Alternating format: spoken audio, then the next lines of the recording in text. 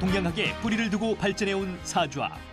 사주학의 근간을 이루고 있는 음양오행설을 새로운 관점으로 분석하며 사주학을 보다 명확한 논리체계로 재조명한 석가. 동양의 과학, 사주명리학. 이제 그 근본 원리를 석화와 함께 명확한 이론체계를 통해 밝혀보자.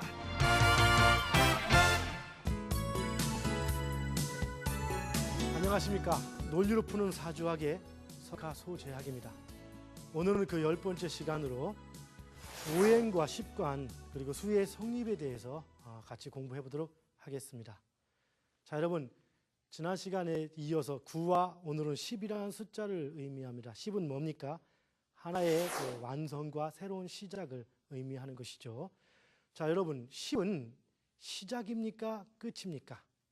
자, 같이 한번 공부해 보도록 하겠습니다. 지난 시간에 우리는 그 음양오행설과 세상을 바라보는 시각에 대해서 이렇게 같이 얘기를 나눴습니다. 지난 시간이 9번째 시간, 이번이 10번째 시간. 9과 10, 하나의 변화를 의미하는 큰 수가 되죠. 그래서 변화를 보이기 위해서 저도 이렇게 옷을, 양복을 입었습니다. 자, 변화. 자, 10은 1, 2, 3, 4, 6, 7, 8, 9, 10. 이걸 수리로 표현한다면 갑을병정, 갑부터 1로 끝인다면 10은 몇 번째입니까? 임이요? 개지요? 예. 그럼 개수를 의미하는 10. 이 10은 시작입니까? 끝입니까? 10단위의 시작이라고 칠라니 원래 1부터 시작이니까 11부터 시작이라고 봐야 되는데, 그러면 일단 두 자릿수 시작은 시작인 것이요. 이 10이니까. 근데 10은 12대 1, 0이기 때문에 과연 시작인 겁니까? 끝입니까? 한번 오늘 그 수리 성립 원리에 대해서 알아보도록 하고요. 그 전에 지난 시간에 그 양, 중의 사고방식을 가지고 우리가 얘기를 했던 게 있죠. 한번 같이 마무리 짓도록 합시다. 자, A와 B가 있다고 할 때 제가 항상 제 강의를 듣는 우리 같이 공부한 사람들에게 항상 하는 얘기들 중에 하나입니다. 좀 현명한 사람이 되라란 개념이죠. 이 세상에는 양, 중 세 가지 부류의 사람이 있다 이렇게 볼 수가 있습니다. 그걸 굳이 표현한다면은, 자, 일단은 그냥 위대한 보통 사람을 합시다. 보통 사람, 위대한 보통 사람. 그 다음에는 좀 더 어리석은 사람. 어리석은 사람은 자신의 이익만 탐하는 사람일 수도 있습니다. 사요. 한치 앞을 못 보니까. 그 다음에 현명한 사람, 이렇게 볼 수가 있겠죠. 현명한 사람. 자, 보통 사람, 우리가 보통 사람의 보통 시각이 현재의 시각인 겁니다. 근데 보통 우리가 사실대로 보이는 게 보통입니까? 현명한 사람에게는 그 사실이 사실대로 보일 수 있지만 보통의 시각은 뭡니까? 1, 2, 3에서 2가 보통의 시각이죠. 혹은 더 어리석은 사람 1의 시각일 수도 있습니다만, 어쨌든 뭔가 하나 빼놓고 보는 것, 1, 2, 3에서 하나를 빼놓고 보는 것, 이것이 바로 우리가 상대적 시각이라고 볼 수 있죠. 자, A가 뭔가 10개를 B한테 뭔가 베풀었다고 얘기합시다. A가 10개를 B한테 베풀었다. 그러면 보통 사람이 10개를 베풀면은 B는 이것을 몇 개로 받아들일까요? 이것은 뭔가를 주었다, 돈을 주면 정확히 10만 원 준 거 알죠. 그러나 그 돈만을 얘기하는 게 아닙니다. 우리가 누군가를 도와주고 베풀고 할 때 사람들은 이렇게 생각이 서로 다르다는 측면을 얘기하는 겁니다. 현실에서 10개를 베풀면 보통 사람들은 이것을 10개로 받아들이지 못합니다. 몇 개로 받아들입니까? 보통 1개나 2개를 빼먹고 8개 내지 혹은 9개 정도 이렇게 받았다라고 B는 생각을 합니다. 통상 이게 보통 사람입니다. 이렇게. 자, 그러면은 이 보통 사람은 8개, 일단 8개를 받았다라고 B가 느꼈다고 생각합시다. 보통 사람은 우리가 뭔가를 받았을 때 받은 것만큼은 웬만하면 다 줍니다. 그렇죠? 그리고 더 인간성이 된 사람은 더 많이 주겠죠. 그리고 그나마 인간성이 안 된 사람은 띵겨먹고 줄 수도 있겠죠. 어쨌든 뭔가 누군가한테 10개를 받았을 때 10개를 받은 게 아니라 A는 10개를 줬지만 중간에 1개 내지 2개가 안 보입니다. 상대적 개념에 의해서 안 보이기 때문에 8개 내지 9개가 온 거로 생각합니다. 그래서 보통 사람들은 받은 만큼은 주기 때문에 다시 A한테 몇 개를 줍니까? 8개 내지 9개를 줍니다. 8개로만 계산합시다. 우리가 8개를 줍니다. 그러면은 이 보통 사람이 볼 때는, 자, B가 8개를 받아서 8개를 준 겁니다. A는 10개를 줬지만 B는 8개를 받은 걸 보이기 때문에 8개를 준 거죠. 그러면은 이 A 입장에서 다시 볼 때는 이게 보통 사람이라면 몇 개로 보입니까? 8개로 보입니까? 아니죠. 하나 똑같게 해서 7개로 보입니다. 이것이 그 보통 사람들의 어떤 계산이 되는 겁니다. 보통 사람들의 계산. 자, 그 다음에 이번엔 어리석은 사람 다시 한번 봅시다. 어리석은 사람 같은 경우는 어리석은 사람들이 계산 10개를 줬습니다. 10개를 줬죠. 좀 어리석은 사람은 좀 욕심이 많은 사람이라고 볼 수 있습니다.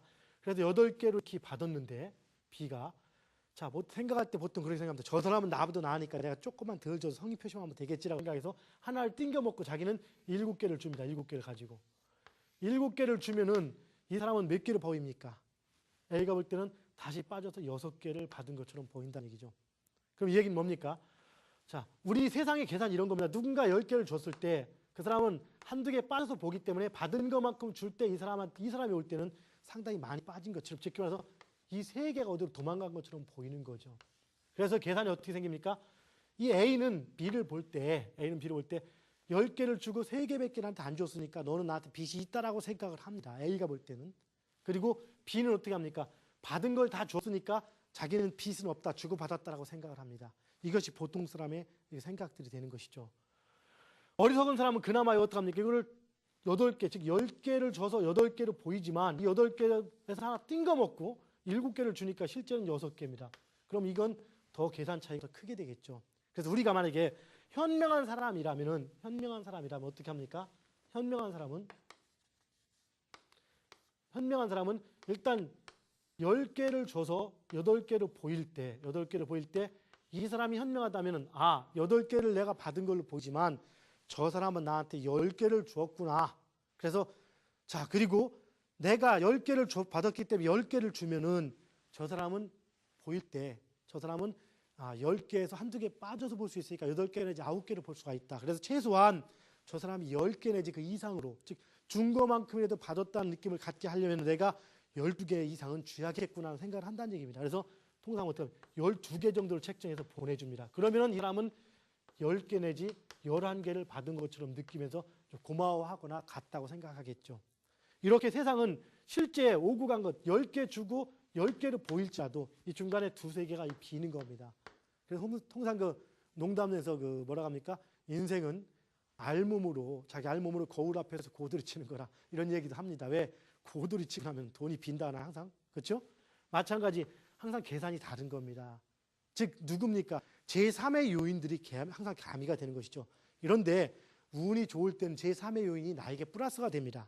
운이 나쁠 때는 제3의 요인이 내가 제 역할을 해야 한다는 얘기죠. 즉 운이 좋을 때는 나는 가만히 있고 누군가 밥을 해서 받치고 설거지까지 해주는데 운이 나쁠 때는 설거지도 내가 하고 그리고 밥도 내가 하는데 밥은 내가 제대로 제일 조금 먹는 현상들이 나온다는 얘기죠. 그런데 이런 것들 자체는 항상 그런 것이 아니고 그럴 때가 있고 그렇지 않을 때가 있는 어떤 반복의 패턴으로 간다는 겁니다. 우리가 이 공부를 하는 이유는 뭡니까? 바로 그러할 때가 언젠가를 찾으려고 하는 것, 바로 때를 알고자 하는 것이 이 공부를 하는 것이겠죠. 우리는 이 세상을 살아가면서 지혜로운 사람이 되기 위해서는 뭡니까? 내 작은 욕심이 아니고 좀 더 크게 세상을 봐보고 세상은 이렇게 애매한 부분이 있기 때문에 이 부분을 내가 감수한다는 마음을 갖고 움직인다라면은 그렇다면 세상이 손해보고 억울하다는 생각이 들지 않을 겁니다. 누군가 이익만 찾으러 간다면 누군가는 엄청난 손해만 보게 되겠죠. 자, 오늘은 그 수리에 대해서 이렇게 이제 얘기를 해볼 겁니다. 수리. 우리는 음양오행설을 얘기하면서 수리가 반드시 따릅니다. 수리가 뭐나요? 자, 봅시다. 목하면 봅시다. 우리가 목은 뭐라겠죠? 다시 복습. 가장 중요한 겁니다. 목의 원래 개념을 많이 알고 있어야지 우리가 상대와 절대의 개념 속에서 목을 배웠죠. 목은 목인데 뻗어가는 기운인데 간목에 가서는 어떻다겠습니까? 간목은 목은 목이지만 이미 수의 기운을 많이 함유하겠다. 병화는 화인데도 목을 가지고 있다. 이런 개념이 나오는 것은 그것은 이미 상대적인 관점이 되는 겁니다. 이걸 알기 위해서는 목의 개념이 뭔지를 정확히 먼저 알아야겠죠. 그렇죠? 자, 목의 개념은 뭡니까? 뻗어가는 시작. 행동이 동에서 정에서 동으로 시작되는 개념. 최초의 운동이 시작되는 거기 때문에 그 운동면에서 상당히 강합니다. 그럼 행동적 특성은 강하다고 얘기하겠죠. 양의 기운이라고 볼 수 있는 겁니다. 그래서 목은 강한 기운, 뭐든지 강한 기운이 되는 겁니다. 그럼 화도 강하지만 목보다는 강한 기운은 약해지면서 분산의 기운이다 보니까 그 강함과 부드러움이 같이 있는 개념 내지는 부드러운 기운을 대표한다고 봐야겠죠. 목과 화를 둘로 음양으로 구분한다면 목이 양이고 화가 음입니다. 그것은 뭡니까? 동적 차원에서 얘기하는 겁니다. 그런데 결과적인 차원, 즉 밝게 분산되어 있는 차원을 가지고 친다면 이미 화가 양이고 목이 또 음이 되는 것이죠. 이것은 음양의 개념이 바뀔 수 있는 것 잘 기억하세요. 자, 어쨌든 목을 가지고 우리는 수리를 칠 때 통상 3, 8 이렇게 얘기합니다. 3, 8. 그리고 색깔은 뭐 이렇게 뭡니까? 푸르다 이런 얘기를 하고 그다음에 동쪽에 얘기를 하죠. 그럼 화는 숫자를 뭐라고 합니까? 2와 7을 얘기합니다. 화는 2, 7, 토 뭡니까? 5와 10, 금 뭡니까? 4와 9, 수 뭡니까? 1과 6. 이것이 우리가 통상 오행을 따질 때 쓰는 수리입니다. 이 수리의 개념은 어디서 왔는가? 자, 이제 원칙을 또 알아보고 그 다음에 논리를 알아봐야겠죠. 원리를 왜 이렇게 됐는지 대해서. 그전에 또 이 수리를 이렇게 따지는 경우도 있지만 우리가 또 뭡니까? 자, 갑, 을, 병, 정, 무, 기, 경, 신, 임, 개 이렇게 놓고 칠 때 이걸 그냥 순서대로 이렇게 나열하는 경우도 있습니다. 수리를. 그래서 이것을 1, 2, 3, 4, 5, 6, 7, 8, 9, 10 이렇게 얘기합니다. 그래서 개수가 10이죠. 이 수리를 이렇게 나열하는 경우도 있고 또 뭐 있습니까? 천간 말고 지지도 있죠. 지지는 뭡니까 봅시다. 자, 축, 인, 묘, 진, 사, 오, 미, 신, 유, 술, 해.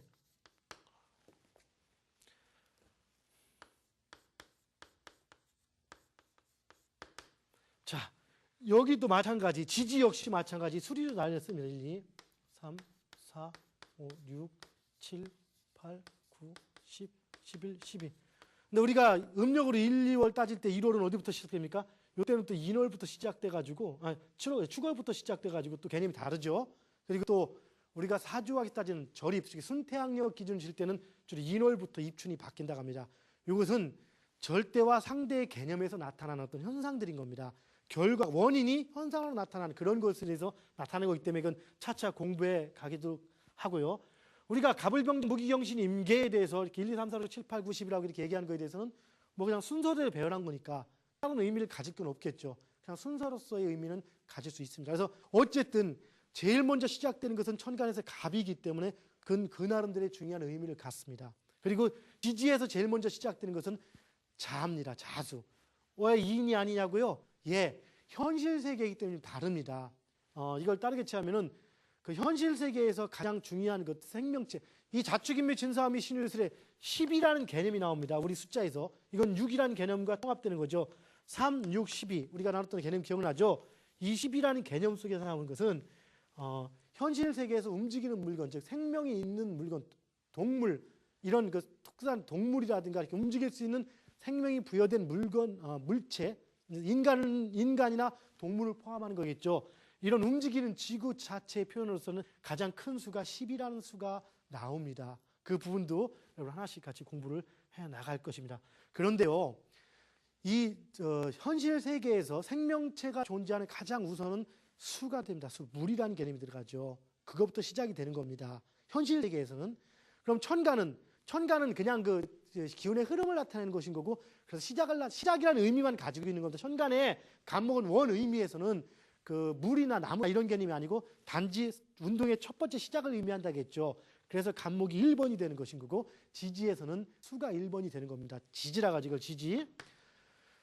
서양에서도 그 모든 만물의 시작은 바로 일이라겠다 했습니까? 그렇죠? 밀레톡스 아파의 그 창시자 그 탈레스도 세상 우주는 물로 되어 있다. 본체와 물이다 이렇게 얘기를 했습니다. 우리도 그 노자와 이런 공자나 이런 분도 물에 대해 상당히 많이 강조하고 예찬했습니다. 물론 개념은 좀 다르지만 어쨌든 그런 의미에서 바로 수로부터 시작되는 것, 이것이 지지의 현상인 겁니다. 그리고 천간은 목으로부터 시작되는 개념이 들어갑니다.